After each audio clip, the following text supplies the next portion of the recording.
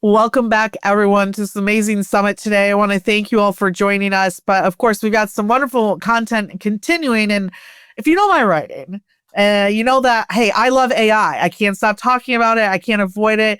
If you go into my inbox right now, it's emails, also all AI emails, not sent from AI, but about AI in particular. And so we've got to explore. And I want to talk about in particular, of course, what it means for logistics as a business as a whole, how we're executing our businesses, how we're continuing to grow our employees and our operations, and what it means for the future of logistics as a whole. And so with us, I think, is a very special individual who I will let him introduce himself to our audience as we explore the wonderful AI agents we're seeing across the industry today. Justin Hall, co-founder of Augment. Justin, thank you so much for joining us. Oh, good to be with you, Grace. Thanks for having me, and thanks for having Augment. Excited to share this time with y'all. Yeah, I'm very excited for what you guys will be exploring at Augment as well, and I'm sure we're going to continue to cover it here at FreightWaves. But of course, I want to explore the wonderful AI agents that we're seeing, of course, all over this industry, from both even the carrier side to the brokerage side, logistics as a whole. I'd love if you could kind of dive into just the history of AI agents and how you've seen them really start to enter this industry over the last couple of years.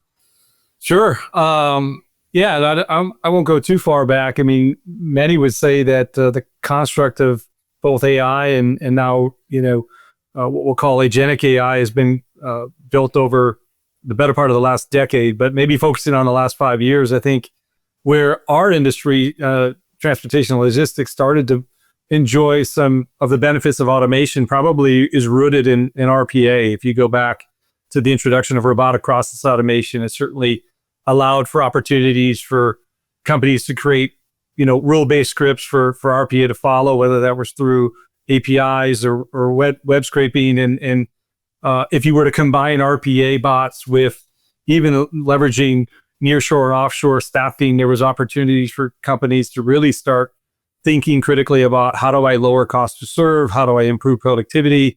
And if you couple that with, the advent of freight tech, I was there with a front row seat, having worked for ABC and been a part of building out their supply chain technology practice. And even like back all the way up, pre-RPA, pre-AI into, the advent of smartphones and cloud computing. And I think there's been a lot of great innovations in both robotics and software over the last, call it, decade and a half. But what's crazy to me, and I'm an old school guy, I started off as an operator in logistics going back 20 years ago, which that's kind of weird to say. I used to be the young guy in this sector, and I'm the old guy. They call me Uncle Hall. But, I think back to the profitability and sort of organizational construct that I needed to run a 3PL 20 years ago is by and large the same as it is today. And what's crazy is when you look at running fleets, and I've been a part of running small fleets and large fleets alike, the cost to serve, when you look at an income statement and what is the net bottom line that companies are enjoying, or maybe dare I say not enjoying, just not a lot has changed. There's been a lot of promise and nothing's really seemed to unlock the real opportunity for improving profitability, improving customer experience, and as we led off with, improving productivity in a meaningful way. So when I heard about AI and specifically agentic AI, I was a little bit of a skeptic, even as recent as the front half of last year. But when you start thinking about AI's ability to effectively act on its own and to follow workflows and execute tasks from start to completion, and not just execute based on a firm set of rules, but its ability to take context from multiple channels of communication and to dive into directories and SOPs and say, all of these multiple factors are going to influence how I make a decision. And right or wrong, I'm going to learn from that decision to get smarter over time. And that's been sort of like just almost like thrilling to see in our personal lives and professional lives, is this agentic AI, these AI teammates' ability to really attain and persist knowledge and then apply that in the work it's doing. So it's a really good thing for the human counterpart that gets to leverage the benefits of an AI teammate. Yeah, and And on that human counterpart, where do you see a deeper value for those agents in logistics companies? Right, clearly, it sounds like the technology has won you over. It's won Uncle Hall over, right? Uncle Justin over. Now, where do you see where, for instance, the work you're doing with Augment, where do you see this technology having a really great ROI for logistics companies in particular? Sure. And thanks for asking that. And I speak on behalf of my whole Augment team, which is comprised of some of the world's best engineers, product folks, and then great logisticians that have joined me on this journey. I look at my growth team. These are folks that have worked at some of the finest trucking companies, some of the finest 3PLs. I've been very lucky to run 3PLs. I've been an operator, both on the asset and non-asset side of the house. And I am so excited because that's my frame of lens, right? When I come into a meeting and I'm doing discovery with a company to say, are we AI ready? Are we ready to bring this into our business and have it really improve how we work? And really help our employees improve morale and improve the type of work that they can apply themselves to, what I call knowledge work, right? Really elevate up from the mundane and the tedious, and really have a true resource that they can start to shift that work to. I think even a year ago, that promise was really still more of an aspiration. I think we're actually here. The advancements by the week, by the month, by the quarter with AI is just fascinating. And so these AI teammates are there, but we need human in the loop. The human in the loop is there because humans are really good at being logisticians, at doing network design, at thinking about freight optimization, about engaging the customer to be proactive about, becoming a better version of themselves when they're shipping or receiving. What they don't want to work on, and you and I as operators didn't like working on, the tedious, the repetitive, right? The death by email, the death by phone call, the things that really distract you from working on, things that are going to drive the most value within your organization and for those that you serve. That's the promise of AI. Now, this isn't something where you flip the switch and you turn on AI and it magically works. It's highly complex. And so we certainly have a very methodical approach to how we engage our customers to say, hey, look, there's a lot that we can do, and we aspire to be the most holistic AI platform in the space.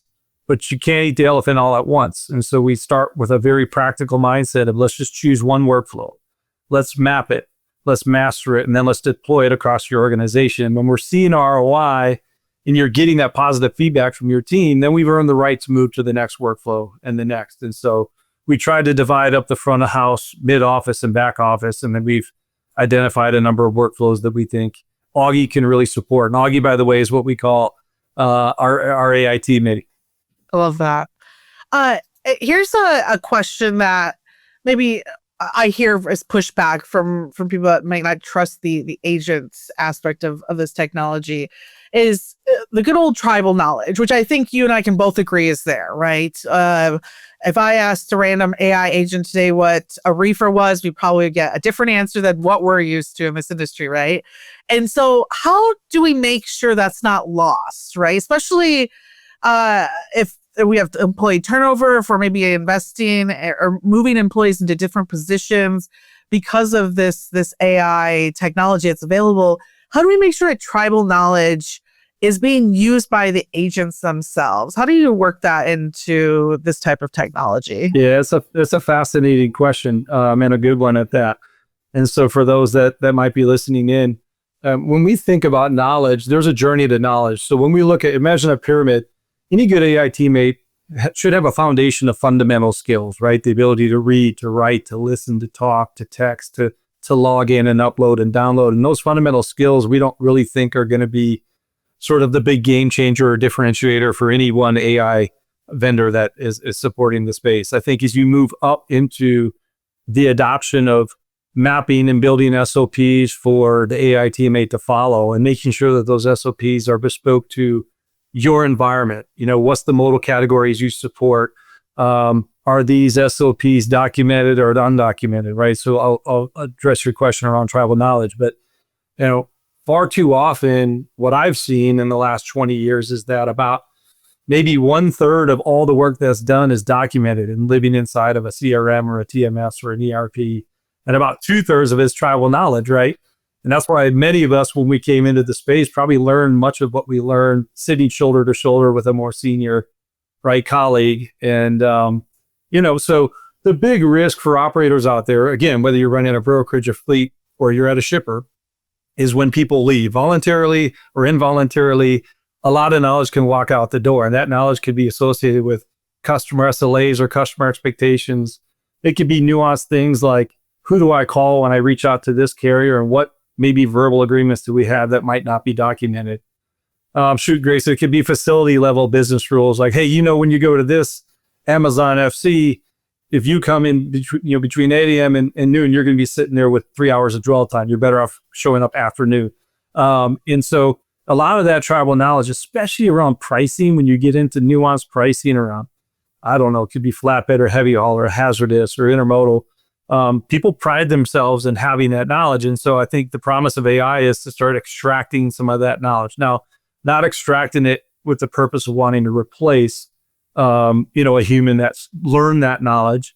It's more about centralizing and institutionalizing that knowledge, especially the undocumented knowledge that AI can start to aggregate over time, right? Because if AI gets swings at the plate, it never forgets anything. So this is sort of the fascinating thing with AI. An AI teammate doesn't have a bathroom break or a lunch break. There is no 5 o'clock rule. It's up all day, all night, 7 days a week. And so every possible set of load notes, customer SOPs, shipping data, corrected shipping data, texts, emails, phone calls, any of that context that's associated with an individual shipment, be that hundreds, thousands, or millions of shipments in an annualized period, what's happening is that information, to include your own documents, directories, and otherwise, is being persisted, and now it's available. And once it's available, think of the way that we action ChatGPT to answer a question for us or write a thank you note for us. You're going to have a domain-specific, right, LLM, if you will, that your team can call on and say, hey, Augie, I haven't run this lane before. Who would you call? How would you price this? Hey, this is an important customer of mine. What's been my service record over the last 2 weeks? Have I had any missed pickups? Have I had any OS&D claims? And so this knowledge hub or factory, if you will, becomes extremely powerful, again, especially if somebody leaves a firm and someone new comes in, because they want to be able to quickly say, hey, I got to know this information for this customer. Who's got it? Well, rather than phone a friend 15 times, you go right to Augie and Augie brings you that information. So that's the promise of having tribal knowledge and documented knowledge living in a common repository.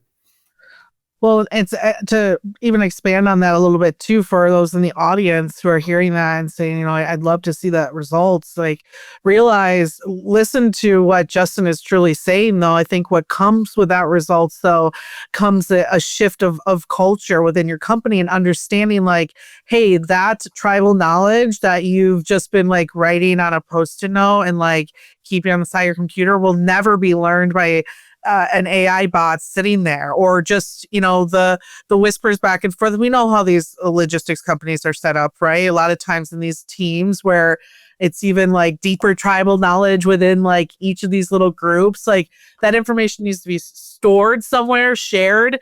And if we talk about culture shifts, that prep work needs to be taken seriously to see a positive outcome as well. Now, I have a time here to ask, I think, a really fun question, especially someone like yourself, Justin, who I think working with 8VC and just like all the different wonderful experience that you have as well. The tenure, you want to call yourself old, I'll call you tenured because that sounds much more appropriate, I think. What's the long-term economic impact, though, that AI agents could have on logistics, right? Because I think right now we see a lot of providers looking at their margins, kind of shaking in their boots a little bit, trying to figure out what's going on. How do you see this affecting just even the business model and the economic aspect of a logistics company moving forward? Sure. That's a very relevant and important question. When you're 40 plus months into technically a freight recession, right? The longest we've ever seen, maybe in the history of transportation, that certainly, and most of us that are listening's lives, we've never seen such a sustained period of time of being in a freight recession. It's created a necessity for us to rethink how we work, right? I think everyone wants to be more efficient. I think you got to kind of start with the question, why? If I'm a carrier and I'm running a fleet and I have the expenses of my power units, my trailers, my leases on my buildings. I've got to be able to hire and attract and retain drivers and dock labor. I've got my cost of wheels. I've got my cost of insurance, which is insane because of these nuclear verdicts.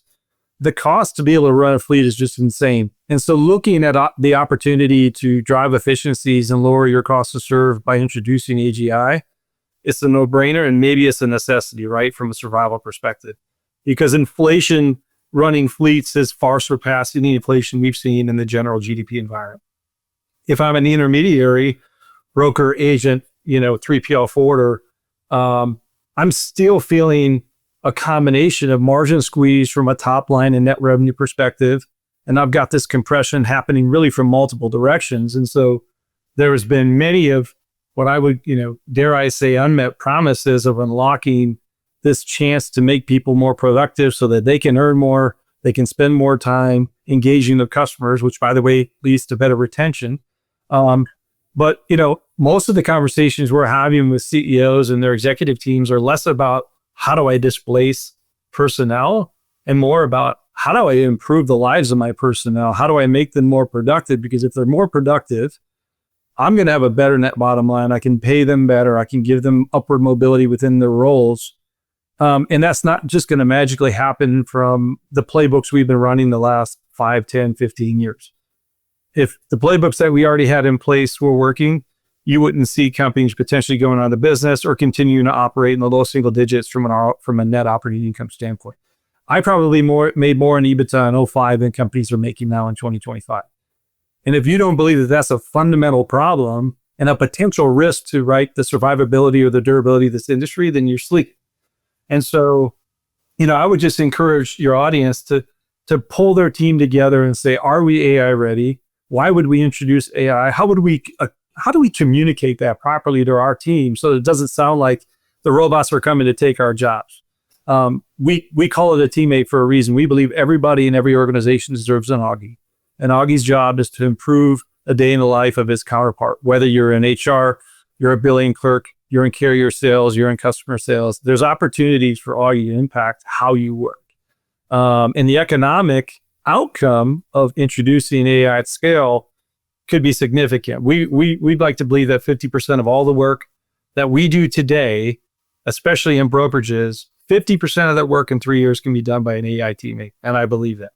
Imagine what that unlock means to your top line, your net revenue, and your bottom line. Yeah, that's incredible. Justin, I'm running out of time here, but for our audience, if they're looking to learn more about the work you're doing at Augment, where's the best place for them to go to reach out to you? You can reach out to me via LinkedIn, Justin Hall.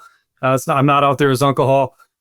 Or goaugment.com. Visit our website, learn more about us. And Grace, on behalf of yourself, your whole team, thanks for being so kind to Augment. And on behalf of my team, it's been a pleasure to be with you. Well, thank you so much for sharing your expertise. And I hope that those watching have an idea of not only how to use this technology, but how to plan for it and how to move into the future with it as well. So thank you, everyone, and enjoy the rest of today's summit. Take care.